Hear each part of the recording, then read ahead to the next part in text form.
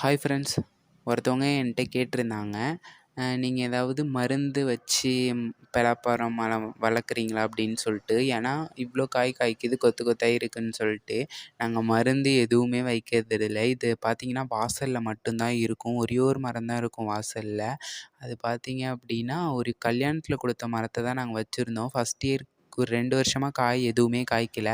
அதுக்கப்புறம் வெட்டிடலான்னு சொல்லிட்டு இருக்கும்போது தான் 3வது வருஷம் காய்க்க ஆரம்பிச்சது. அதுவும் ஃபஸ்ட் டைம் சீசன் டயத்தில் காமிக்கல, மழை டயத்தில் காய்ச்சதுனால பழம் எல்லாமே வீணாக போயிடுச்சு.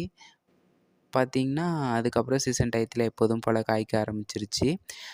அப்புறம் பார்த்திங்கன்னா ஒரு பழம் அவ்வளோ டேஸ்ட்டாக இருக்கும். அதுக்கப்புறம் அதுவும் இல்லாமல் ஆப்பிள் மாதிரி கொத்து கொத்தாலாம் காய்க்க ஆரம்பிச்சிருச்சு. நாங்கள் பண்ருட்டி காட்டுமன்னார் கோயில் அந்த லைனில் இருக்கிறதுனால பலாப்பழம் காய்க்குதா, ஏன்னா அந்த சைடு ஃபேமஸ்ஸு, காய்க்குதா என்னன்னு சொல்லிட்டு எனக்கு தெரியல.